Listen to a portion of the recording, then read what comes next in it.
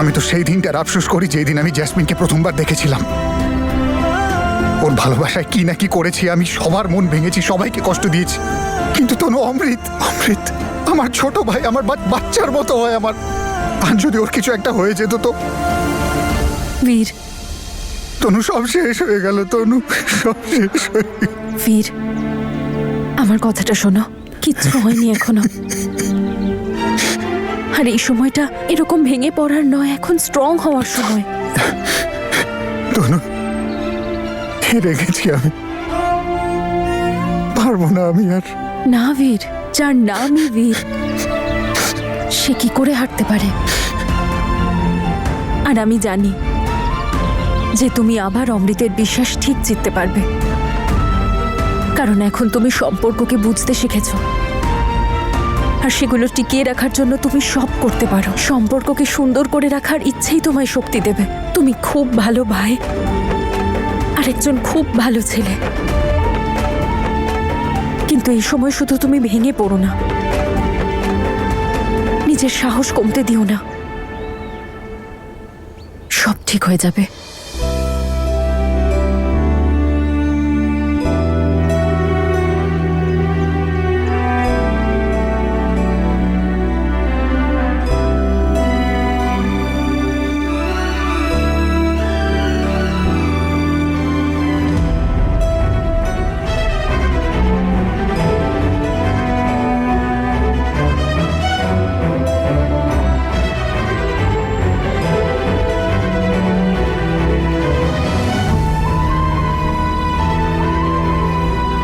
Thank you তনু, আমাকে সামলাবার জন্য, আবার সাহস দেওয়ার জন্য।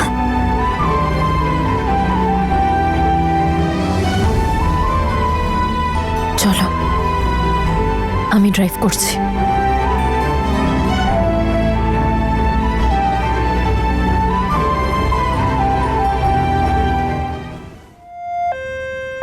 না, এখন চিন্তার কোনো কারণ নেই। আমি পরে ফোন করছি, কেমন? এখানে কিছু মেডিসিন আছে, আপনি বাইরে থেকে কিনে আনুন। অ্যাকচুয়ালি হসপিটালে এগুলো এখন অ্যাভেলেবেল নেই। কিন্তু আমি আমার ছেলেকে একা ছেড়ে কি করে যাব? আপনি চিন্তা করবেন না, আমি এখানে আছি। ঠিক আছে সিস্টার, কিন্তু আপনি ওকে একা রাখবেন না।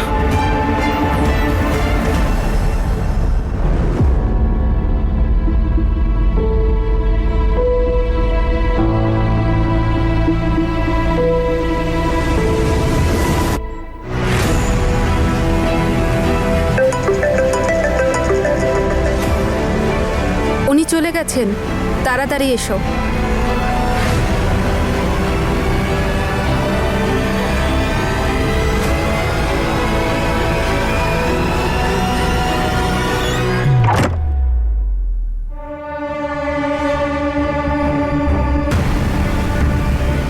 শুধু 10 মিনিট আছে তোমার কাছে, আর খেয়াল রাখবে কোনো চিৎকার চেঁচামেচি যেন না হয়। Thank you.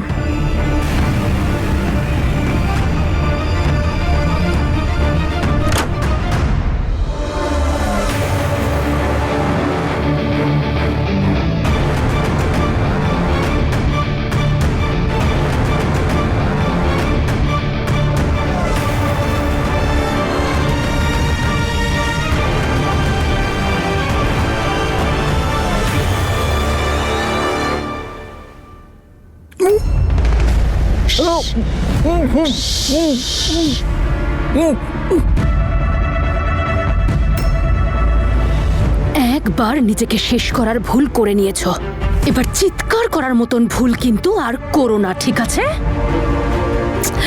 তুমি জানো তো যে তোমার যদি কিছু হয়ে যায় তাহলে আমার পুরো প্ল্যানটা চৌপাট হয়ে যাবে। তুমি জানো না নাকি, হ্যাঁ, যে এই প্ল্যানটা করার জন্য আমাকে অনেক কষ্ট করতে হয়েছে, নিজের মাথাটাকে কত খাটিয়েছি তুমি জানো?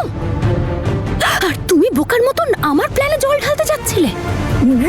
কি হয়েছে? কিছু বলতে চাও? ঠিক আছে, বলতে দেব, কিন্তু যদি চিৎকার করার এতটুকু চেষ্টা করেছো তাহলে তুমি জানো না আমি কি করতে পারি। তোমারই জন্য স্টেপটা নিয়েছিলাম আমি। তুমি আমাকে ফাঁসি দিয়ে দিতে চাও না, কিন্তু আমি আমার ফ্যামিলিকে আর এইভাবে দেখতে চাই না। আমি আর সহ্য করতে পারছি না।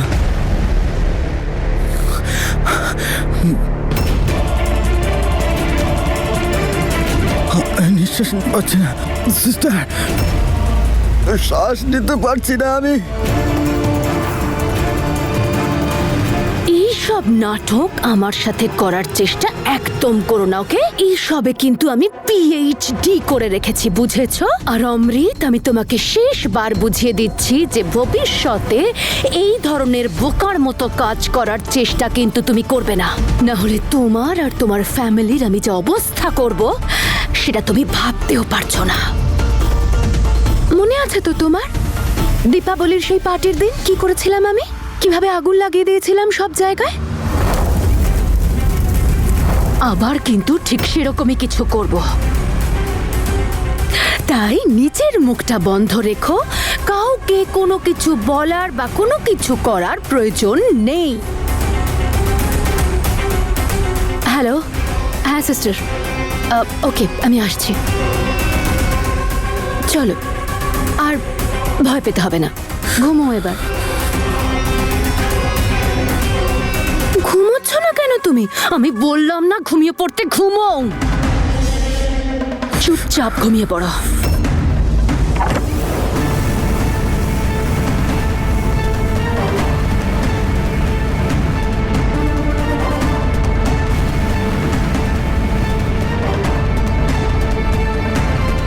বাবা,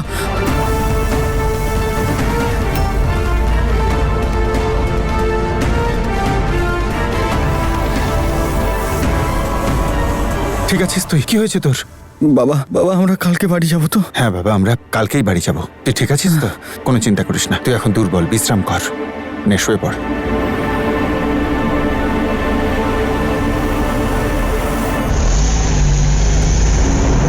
এবার এই সিংদের আমার কথা শুনতেই হবে।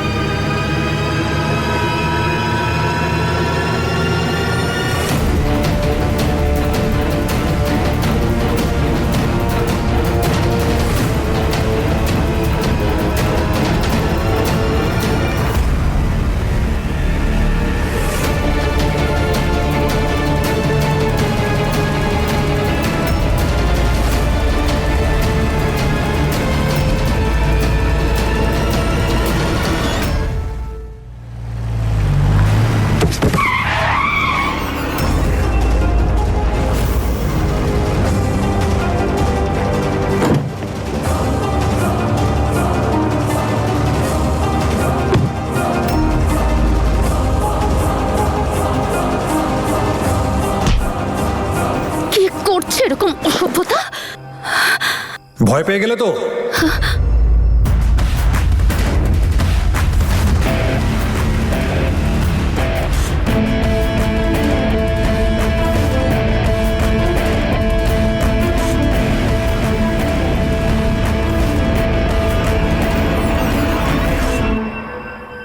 ভয় সবাই পায় জ্যাসমিন, আর অ্যাক্সিডেন্টে শুধুমাত্র চালকের দোষ হয় না।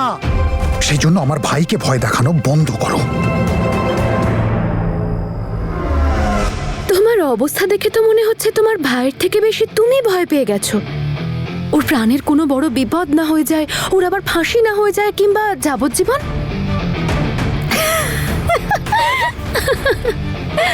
দেখো তো একবার নিজেকে, কে এসেছে, আমার হবু স্বামী।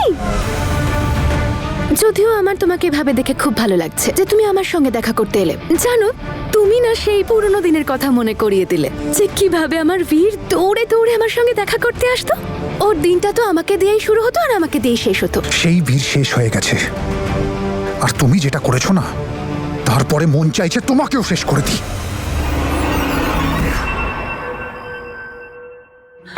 বাবা, বাবা দাঁড়াও, বাবা লেগে যাবে তোমার। বাবা লাগুক চোট আমার, শেষ হয়ে যেতে দে আমাকে। বাবা এইসব কথা তুমি কেন বলছো এখন? অন্তত তুমি তো একটু বোঝো।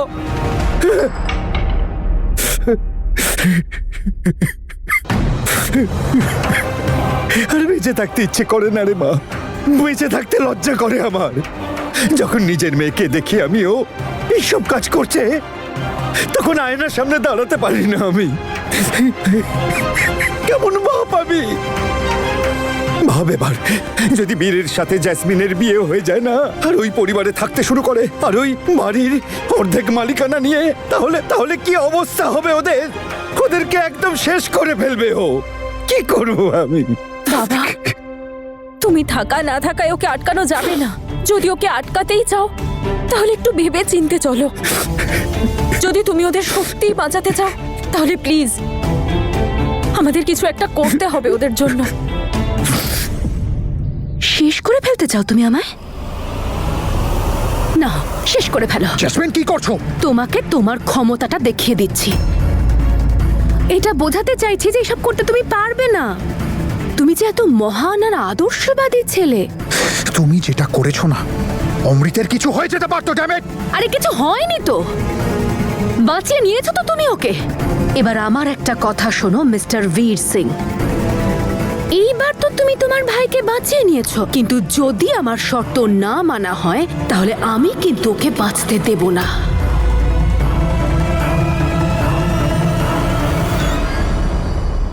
সেই জন্য বলছি বীর, বেশি মাথা খাটিও না। তুমি বিশ্রাম করো আর আমাকেও করতে দাও। আমার শর্ত মেনে নাও, সব কিছু এমনি ঠিক হয়ে যাবে। সব কিছু। তোমার কি মনে হয় তুমি যেটা করেছো তারপর তোমার সব শর্ত মেনে নেব? তোমার ভয়ে চুপচাপ লুকিয়ে থাকবো? কখনো নয়। দেখো, ভয় তো তুমি পেয়েছো মিস্টার বীর সিং, আর তুমি কেন, তোমার গোটা পরিবার তো ভয় কাঁপছে এখন আমার নামে। তুমি জানো এরপর কি হতে চলেছে? তোমার মা, আরে মানে আমার আন্টি, এবার তীর্থক্ষেত্রে যাবে, প্রার্থনা করবে যে হে ওপরওয়ালা আমার ছেলেকে তুমি বাঁচাও, আমার ফ্যামিলিকে খুশি রাখো। সবার জন্য প্রার্থনা করে শেষে আমার কাছে আসবে ভিক্ষে চাইতে। জেসমিন, তুই যা বলবি আমরা সব কিছু করতে রাজি। তুই যাকে বিয়ে করতে চাস আমি তার সাথেই তোর বিয়ে দিয়ে দেবো। তুই সিং পরিবারের বৌমা হতে চাস, তাই হবে। তোকে আমাদের সম্পত্তির অর্ধেক অংশও দিয়ে দেবো। তুই শুধু আমার ছেলেকে বাঁচা।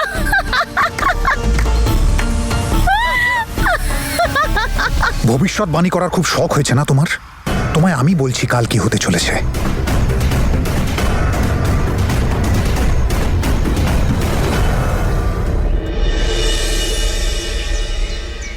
মা, আপনি একটা প্রমিস করুন আমাকে। এবার আপনি একদম কাঁদবেন না, মনে সাহস রাখবেন, আর একদম টেনশন করবেন না। কোনো না কোনো উপায় নিশ্চয়ই বের করা হবে। আসছি আমি এবার। তনু, একবার বাবার সাথে কথা বলো। এক্ষুনি লয়ারের সাথে কথা বলে এসেছে, নিচের ঘরেই আছে। লয়ার কিছু করতে পারবে না। বাবা, তুমি চিন্তা করো না, আমি ভেবে নিয়েছি কি করতে হবে। জেসমিনকে বিয়ে করবি? না,